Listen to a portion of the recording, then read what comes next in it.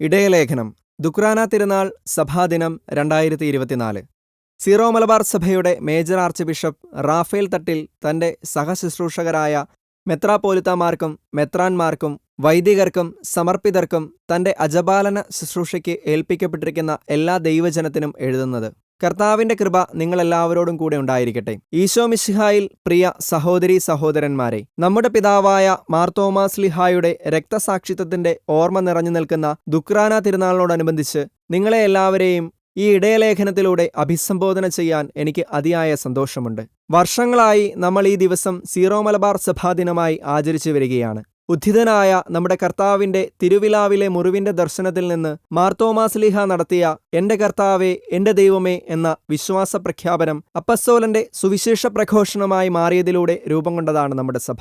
ദുക്രാന തിരുനാൾ ദിവസം വിശ്വാസത്തിൽ നമ്മുടെ പിതാവായ തോമാശ്ലീഹായെ അനുസ്മരിക്കുക മാത്രമല്ല, അപ്പസ്തോലന്റെ ചുടുനിണത്തിൽ ഹൃദയം കൊണ്ട് തൊട്ട് ഈശോയിലുള്ള നമ്മുടെ വിശ്വാസം ഏറ്റുപറഞ്ഞ് അരക്കിട്ടുറപ്പിക്കുന്ന വൈകാരികമായ വിശ്വാസാനുഭവങ്ങളുടെ ദിവസം കൂടിയാണത്. തോമാശ്ലീഹായിലൂടെ സുവിശേഷത്തിന്റെ വെളിച്ചവും സന്തോഷവും ധൈര്യവും നമുക്ക് നൽകിയ ദൈവപരിപാലനയ്ക്ക് ഈ തിരുനാൾ ദിവസം നമുക്ക് പ്രത്യേകം നന്ദി പറയാം. സീറോ മലബാർ സഭയുടെ 4ാമത്തെ മേജർ ആർച്ച് ബിഷപ്പായി ഉത്തരവാദിത്തം ഏറ്റെടുത്തതിനു ശേഷം എന്റെ മുൻഗാമികൾ ചെയ്തതുപോലെ സാർവത്രിക സഭയുടെ തലവനായ പരിശുദ്ധ മാർപ്പാപ്പയോട് ആദരവും വിധേയത്വവും പ്രകടിപ്പിക്കാൻ 2024 മെയ് മാസം ഞാൻ റോമിൽ പോയിരുന്നു. പെർമനന്റ് സിനഡ് അംഗങ്ങളോടും സഭയുടെ കൂരിയ ബിഷപ്പിനോടും റോമിലെ പ്രൊക്യൂറേറ്ററിനോടും കൂടെ മെയ് 13-ാം തീയതിയാണ് ഫ്രാൻസിസ് മാർപ്പാപ്പയെ സന്ദർശിച്ചത്. വലിയ സന്തോഷത്തോടും സ്നേഹത്തോടും കൂടെ ഞങ്ങളെ സ്വീകരിച്ച പരിശുദ്ധ പിതാവ് ഞങ്ങളെ കണ്ടപ്പോഴും തുടർന്ന് റോമിലെ സീറോ മലബാർ സഭാംഗങ്ങളുടെ പ്രതിനിധികളെ അഭിസംബോധന ചെയ്ത് നടത്തിയ പ്രസംഗത്തിലും സീറോ മലബാർ സഭയെക്കുറിച്ച് പറഞ്ഞ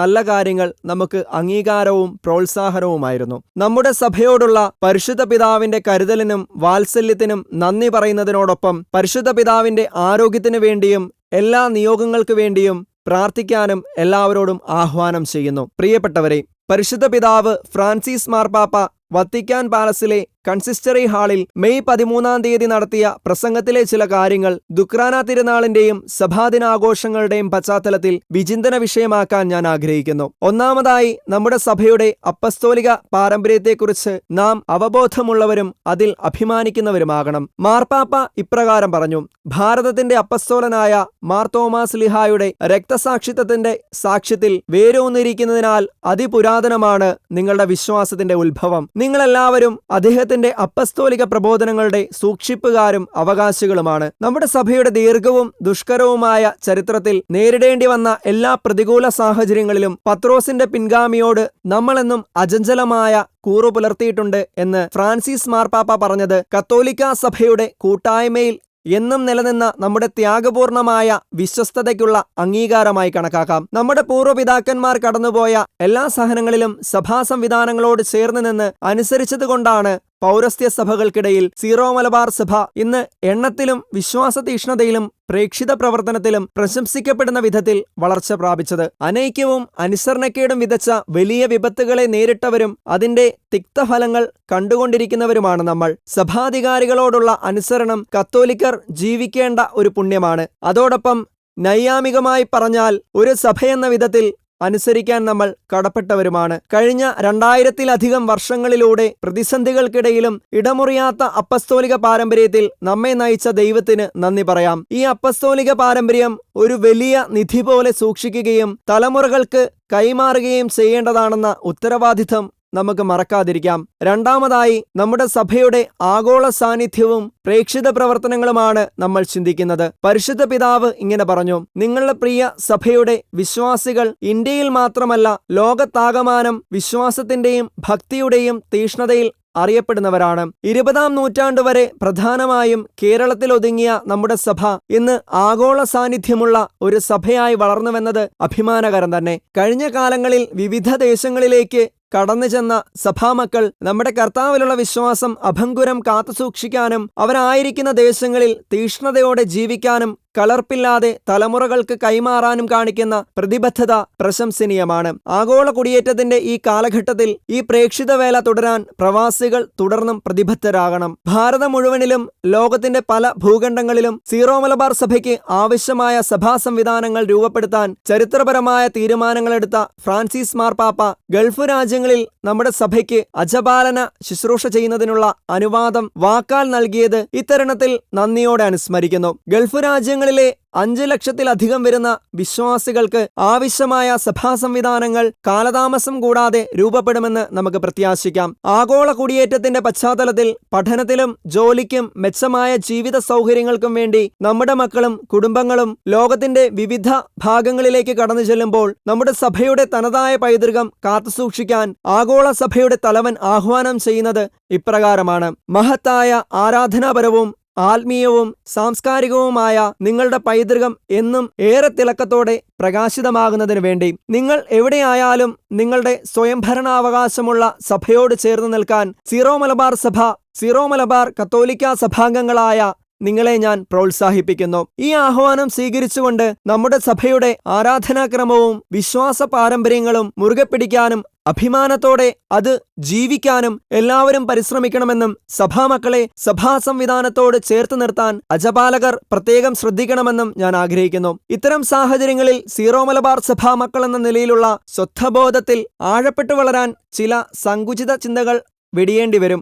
സഭ വളരുന്നത് പ്രാദേശികമായിട്ടാണെന്നത് യാഥാർത്ഥ്യമാണ്. എന്നാൽ ആഗോളതലത്തിൽ ഒരു കരുത്തുറ്റ സഭയായി സീറോ മലബാർ സഭ ഇനിയും വളരാൻ വിശാലമായി ചിന്തിക്കുകയും നിലപാടുകൾ എടുക്കുകയും ചെയ്യേണ്ടത് അത്യന്താപേക്ഷിതമാണ്. മൂന്നാമതായി, നമ്മുടെ കുടുംബങ്ങളുടെ കെട്ടുറപ്പിനെയും വിശ്വാസ പരിശീലനത്തിലെ പ്രതിബദ്ധതയെയും കുറിച്ച് എടുത്തു പറയാൻ ഞാൻ ആഗ്രഹിക്കുന്നു. നമ്മുടെ സഭയുടെ ഏറ്റവും വലിയ സമ്പത്ത് നമ്മുടെ കുടുംബങ്ങളാണ്. ആത്മീയതയിലും അധ്വാനത്തിലും അടിസ്ഥാനമിട്ട നമ്മുടെ കുടുംബങ്ങൾ കൂടിച്ചേരുന്നതാണ് സഭയാകുന്ന വലിയ കുടുംബം. കുടുംബങ്ങളിൽ ആരംഭിക്കുന്ന വിശ്വാസ പരിശീലനം ഇടവകകളിലെ മതബോധന ക്ലാസുകളിലൂടെയും കുടുംബ കൂട്ടായ്മകളിലൂടെയും സംഘടനാ പ്രവർത്തനങ്ങളിലൂടെയും ശക്തിപ്പെടുത്തേണ്ടതുണ്ട്. കാലത്തിന്റെയും സംസ്കാരത്തിന്റെയും പ്രലോഭനങ്ങളിൽ വീണുപോകാത്ത വിധത്തിൽ വിശ്വാസമാകുന്ന പാറമേൽ അടിസ്ഥാനമിടാൻ പുതിയ തലമുറകളിലെ കുടുംബങ്ങളെ ശക്തിപ്പെടുത്തണം. ഈശോ നാഥനും ഏകരക്ഷകനുമാണെന്ന് ജീവിതത്തിലൂടെ ഏത് സാഹചര്യത്തിലും പ്രഘോഷിക്കാൻ വ്യക്തികൾക്കും കുടുംബങ്ങൾക്കും അതുവഴി സഭ മുഴുവനും സാധിക്കേണ്ടതുണ്ട്.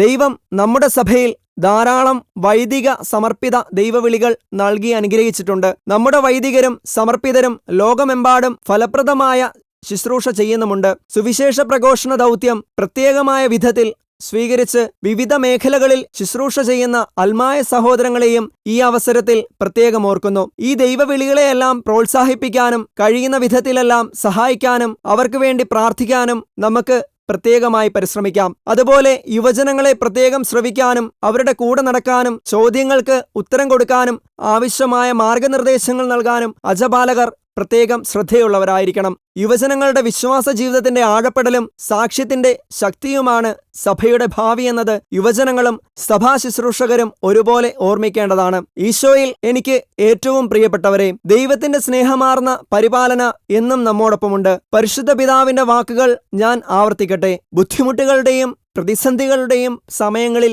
നിരുത്സാഹമോ നിസ്സഹായതാബോധമോ നിങ്ങളെ കീഴ്പ്പെടുത്താൻ അനുവദിക്കരുതെന്ന് എല്ലാവരോടും പറയാൻ ഞാൻ ആഗ്രഹിക്കുന്നു. അതിനാൽ കത്തോലിക്കാ സഭയുടെ കൂട്ടായ്മയിൽ അഭിമാനത്തോടെ വ്യാപരിച്ചുകൊണ്ട് അപ്പസ്തോലിക പ്രബോധനങ്ങളുടെ സൂക്ഷിപ്പുകാരും അവകാശികളുമായ നമുക്ക് നമ്മുടെ സഭയുടെ മഹത്തായ പൈതൃകം ലോകത്തിന്റെ വിവിധ ഭാഗങ്ങളിൽ ഏറെ തിളക്കത്തോടെ പ്രകാശിപ്പിക്കുന്നതിനു വേണ്ടി പ്രത്യേകം പരിശ്രമിക്കാം. നമ്മുടെ കുടുംബങ്ങളെ ശക്തിപ്പെടുത്തിയും വിശ്വാസ പരിശീലന സംരംഭങ്ങൾ ഹൃദയത്തിൽ ഏറ്റെടുത്തും ദൈവവിളികൾ പ്രോത്സാഹിപ്പിച്ചും യുവജനങ്ങളെ ചേർത്ത് പിടിച്ചും ഈ കാലഘട്ടത്തിന്റെ ദുർഘടമായ വഴികളിലൂടെ സ്വർഗോന്മുഖരായി നമുക്ക് യാത്ര തുടരാം. ദുക്രാന തിരുനാളിന്റെയും സഭാദിനത്തിന്റെയും ആശംസകൾ എല്ലാവർക്കും നേരുന്നു. നമ്മുടെ അമ്മയായ പരിശുദ്ധ കന്യകാമറിയത്തിന്റെയും മാർ യൗസേപ്പ് പിതാവിന്റെയും മാർ തോമാസ് ലിഹായുടെയും സകല വിശുദ്ധരുടെയും വാഴ്ത്തപ്പെട്ടവരുടെയും മധ്യസ്ഥവും അനുഗ്രഹവും നമ്മോടും നമ്മുടെ എല്ലാ പ്രവർത്തനങ്ങളോടുമൊപ്പം ഉണ്ടായിരിക്കട്ടെ.